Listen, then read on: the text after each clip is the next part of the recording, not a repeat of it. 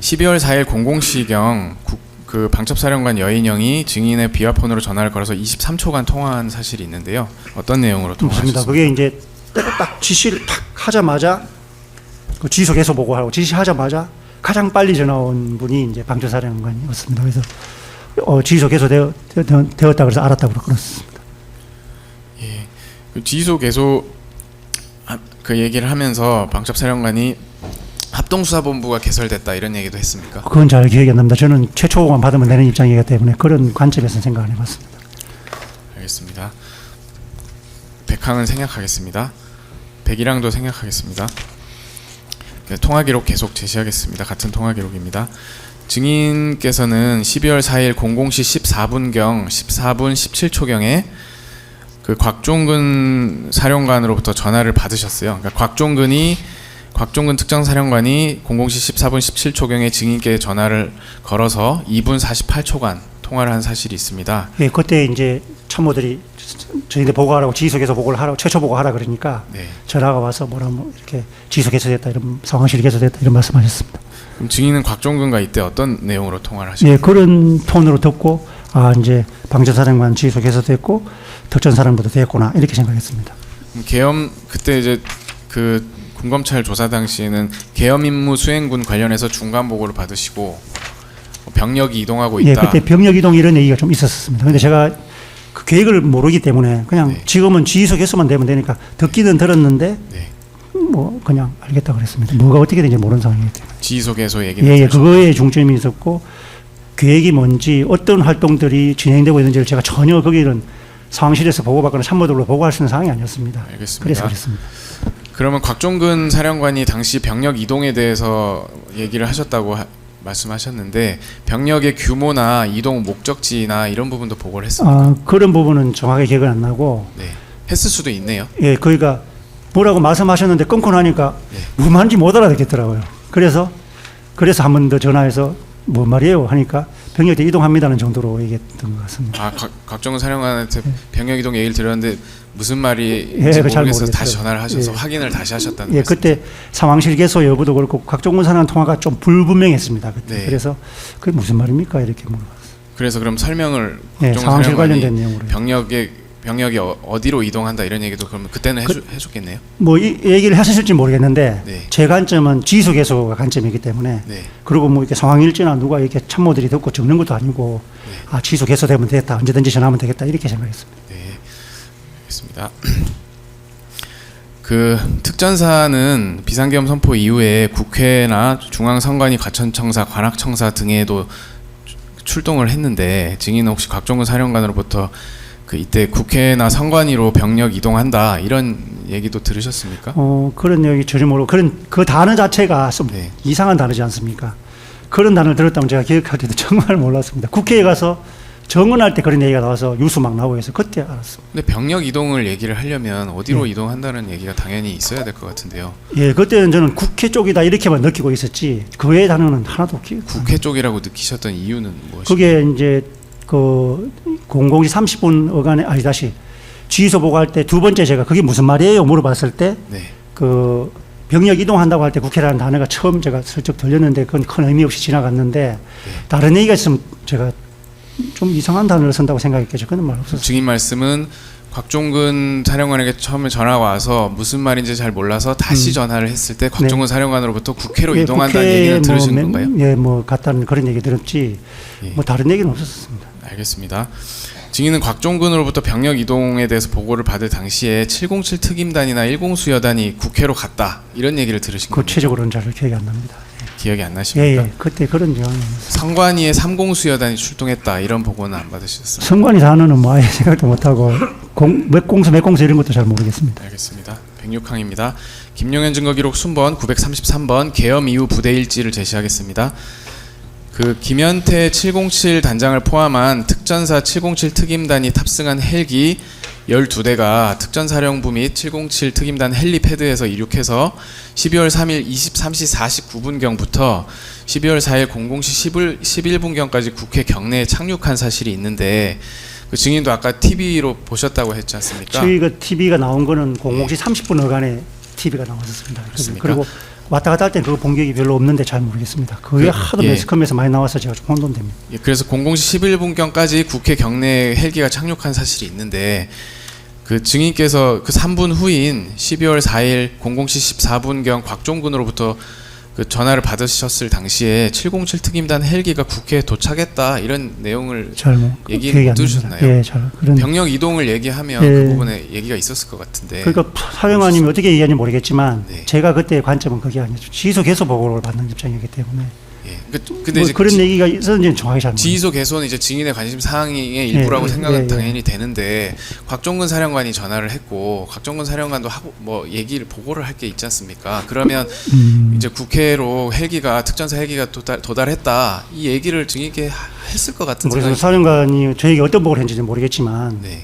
어떤 뭐라고 말씀들을 하셨는데 저 그거 모르겠습니다. 솔직히 기억이 안 나신다는 예, 말씀이세요? 그런 말들이 안 들. 제가 있으면 명확하게 들을 텐데 제 관점하고 좀 다릅니다. 예. 107항입니다. 증인이 곽종근에게 전화를 하신 게 아니시고 곽종근 사령관이 스스로 용건이 있어서 증인에게 전화한 상황이지 않습니까? 예, 지휘소 개소 보고하라고 지시가 내려갔기 때문에. 예, 뭐 그렇지만 어쨌든 전화를 먼저 한 거지 않습니까? 예, 예. 그리고 당시 곽종근 사령관에게는 707 특임단 헬기의 국회 투입이라든지 10 수여단의 병력의 국회 출동 등 국회 특전사 병력을 투입해서 임무 수행하는 것이 초미의 관심사였을 수밖에 없거든요.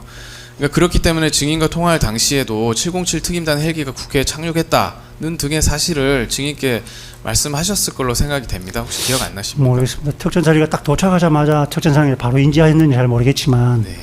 그 저하고 통화할 때는 막 그게 이슈가 아니었습니다. 그 증인께서 기억하는 거는 곽종근 사령관이 병력 이동을 얘기하면서 예, 뭐 국회로 병력 이동했다는 뭐 것까지는 이동- 기억이 나고. 예, 아까 국회라고 예. 말씀했는데 하여튼 뭐 병력 이동 얘기인데 얘기했는데 자꾸 국회 하시니까 저도 뭐 그렇게 들리나 보다 이렇게 생각이 좀 듭니다. 예, 알겠습니다. 그 나머지 707 헬기에 대한 얘기가 있었는지는 그런 기억은 건 안 모르겠고요. 나신다는 국회 말씀이시죠? 자꾸 그러시니까 뭐 그랬나 보다 이런 느낌이 듭니다. 예. 다른 거는 전혀 모르겠습니다. 알겠습니다. 108항은 생략하겠습니다. 통화 기록 같은 통화 기록 계속 제시하겠습니다. 증인은 그 곽종근 사령관으로부터 전화를 받아 통화를 마치자마자 12월 4일 00시 17분경 이진우 수방사령관에게 전화해서 1분 56초간 통화한 것이 확인되는데요. 이때는 예. 왜 통화하신 거예요? 아, 네. 그때도 지휘소 개소하라고 이제 지시한 상황이 이제 각 사령관들에게 내려간 상황에서 이제 다른 분들은 전화가 오셨습니다. 지휘소 개소되었다. 뭐 계략 콧대 상황을 간단히 보고하는 식으로 보고 왔는데 수방사령관 연락이 안 오고 있는 상황이었습니다. 그래서 참모 중에 한 분인가 부관인가가 저는 전화기를 안 가지고 있거든요. 부관이 제 전화기를 가지고 있는데 수방사령관님 전화 왔습니다 하고 딱 전화 연결되었습니다 하고 저는 전화를 받았고 제가 직접 누르지는 않았고요. 제가 증인이 전화하라고 지시하신 건 예예 아니시고요? 보고하라고 지시했기 때문에 그 사람들이 다른 분들은 전화 오는데 수방사령관은 전화를 안 오니까 막 이제 확인해가지고 직접 연결해가지고 수방사령관 연결됐습니다. 딱 이렇게 저에게 줬습니다. 증인께서는 그때 이진우 사령관이 국회 현장에 직접 나가 있는 시간이거든요.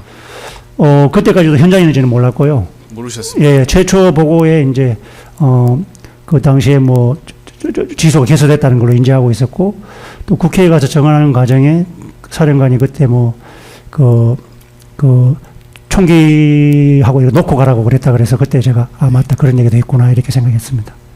그 증인께 예, 그때는 총기 현장인지는 놓고 몰랐고. 간다 이런 얘기를 예, 했다고 하니까 그랬나 보다 이렇게 생각하셨다는 거예요. 2시 넘어서 이제 제가 또 수방사령관을 급히 찾을 일이 있었습니다. 그때 그 전화- 얘기는 제가 또 다시 나중에 여쭤- 예, 막 나중에 그때 제가 알았습니다. 현장에 있는 시간 관계상 예, 제가 그러십시오. 다르게 하겠습니다. 그 이진우 사령관은 당시 국회 현장에 나가 있었고 좀 매우 급박한 상황이었거든요. 그건 이해되시죠? 예, 그래서 전화가 먼저 하도 예. 전화가 예. 제일 늦게 왔었습니다. 그러니까 증인께 이제 지휘소 개소 중이다라는 말만 1분 56초간 통화했을 것 같지는 않습니다. 예. 그래서 수방사 병력 이동에 대해서도 이진우 사령관이 얘기를 한 것입니까? 그 부분은 특전사보다 더 모르겠습니다. 특전사는 뭐 병력이라는 단어를 좀 얘기한 느끼면 네. 되는데 수방사는 이제 병력이 총기를 휴대하지 않게 했다는 그런 정도 그 얘기를 좀 길게 했던 것 그 같아요. 얘기는 예, 기억나시죠? 그 얘기는 나중에 제가 기억이 났습니다. 총기를 휴대하지 않게 했다. 않게 했다는 그런 얘기 위주로 자기 얘기를 막 했었습니다. 그런데 저는 그때 전화기를 존대받았고 아 이제 수방사령과도 통화되는구나 이게 그 관심사였습니다. 그럼 이진우 사령관이 이 사건 법정에서 증인으로 출석하셔가지고 그 계엄 당시 증인과의 첫 통화에서 증인에게 국회안을 보니 무질서하고 경찰이 통제가 안 되니 국회 외곽 배치를 위해서 수방사 부대원들이 총을 넣고 국회 담을 넘어 들어간다는 취지로 상황 보고를 했다고 증언하시더라고요. 근데 증인께서 조금 전에 말씀하신 총을 놓고 간다 이 얘기는 지금 기억이 나시는 예. 말씀이시죠? 뭐 어디에 배치하고 이런 얘기 전혀 없었습니다. 근데 총을 놓고 간다고 하면 목적지가 있을 거 아닙니까? 예, 하여튼 어디라고 하던가요? 개인 임무 수행군으로 이제 명을 받았으니까 네. 개인 임무 수행군이 임무를 수행하면서 총기를 놓고 가는 것은 타당하다. 저는 그렇게 생각했지 뭐 그걸 어디로 간다는 그런 관점은 모르겠습니다.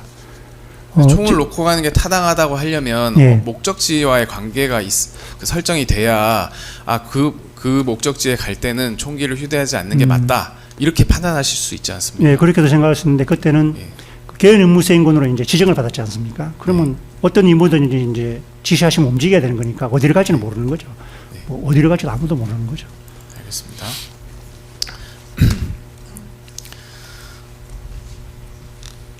그 하나만 좀 여쭤보는 거 할게요.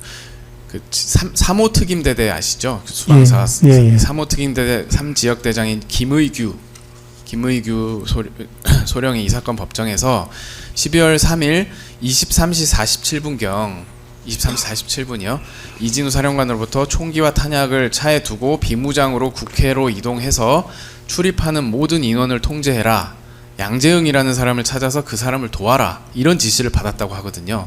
그 증인도 그러면 그 00시 17분 이진우 사령관과 통화해서 그런 내용을 좀 보고 받으신 거 아닙니까? 아까 총을 놓고 간다 예. 얘기는 좀 들으셨다 하니까. 예, 그럼 자랑스럽게 얘기했습니다. 예. 하여튼 총기 예. 자랑스럽게 하여튼 좀 세게 얘기했습니다. 그래서 기억이 나고 예. 나머지는 뭐 전혀 잘 모르겠어요. 그런 얘기가 뭐 배치되고 이런 거는 이게 공간 지각이 있어야 되는데 그런 개념이 없어요. 알겠습니다. 112항입니다.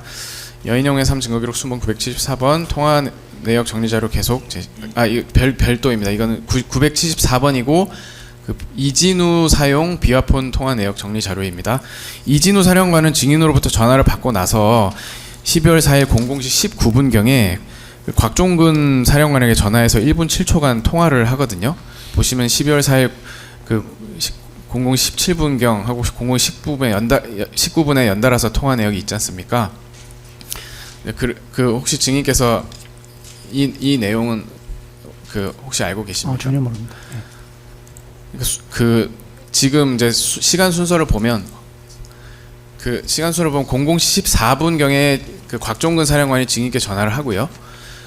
그다음에 증인께서 00시 17분에 이진우 사령관에게 전화를 하고요. 그러고 나서 그 곽종근 사령관과 그러니까 이진우 사령관이 곽종근 사령관에게 00시 19분에 전화를 합니다. 이런 상황입니다. 시간 순서는 이런 상황인데 그 수방사 3호 특임대대 3지역대장 김의규는 이 사건 법정에서 3호 특임대대 선발대 16명이 12월 4일 00시 10분경에 국회 정문에 도착을 했고 자신이 00시 20분경 이진우와 통화할 당시에 이진우의 지시를 받고 국회 담을 넘어 국회 경내로 들어갔다. 그리고 3호 특임대대 선발대 임무는 국회의사당 건물의 출입문을 막아서 모든 사람이 나가지도 못하게 하고 들어오지도 못하게 하는 것으로 이해했다. 이렇게 진술을 하고 있는 상황이거든요. 그러니까 그 무렵, 그러니까 증인과 곽종근 사령관, 이진우 사령관이 이제 통화를 주고받을 무렵에 지금 수방사는 아까 23시 47분에 뭐 총을 놓고 국회 안으로 들어가라는 지시를 받고 00시 20분경에는 뭐 담을 넘어 들어가라 이런 지시를 받는 상황이었거든요. 근데 이 무렵에 증인과 곽종근, 이진우 사령관과 통화가 있습니다. 그래서 그 여쭤보고 싶은 것은 그 수방사 3호 특임대대와 특전사 707 특임단은 사실 그 국회의사당 건물 출입을 막으라는 동일한 임무를 부여를 받았습니다. 그래서 증인께서 00시 14분경 곽종근으로부터 707 헬기가 국회에 도착했다는 것을 보고 받으시고 707 특임단과 3호 특임대대 선발대가 함께 국회의사당 국회 경내에서 임무를 수행할 수 있도록 00시 17분경에 이진우에게 전화해서 그 수방사 병력 이동에 대해 상황 보고도 받았을 뿐만 아니라 수방사 병력이 국회 경내로 들어가 특전사와 함께 임무를 수행해라 이렇게 좀 연결해 주신 거 아닙니까? 전혀 그거는 아니고요. 네. 그 당시에 뭐 지휘소 개소하고 상실 우승하고 정신도 없었고 네. 또 어떻게 그 병력들이 움직이는 게 계획되어 있고 어떻게 가고 있는 게 전 상박도 안 되고 있었고 네. 상실도 없었고 또 뒤에서 PDP TV 화면이 있지만 저는 참모들하고 이렇게 있는 상황에서 저는 참모들은 TV가 보이지만 안 보이면서 계속 이러고 있는 상황에서 현장 상황을 전혀 모르는 상황이었기 때문에 알겠습니다. 그런 논의 자체는 뭐 말도 안 되는. 네.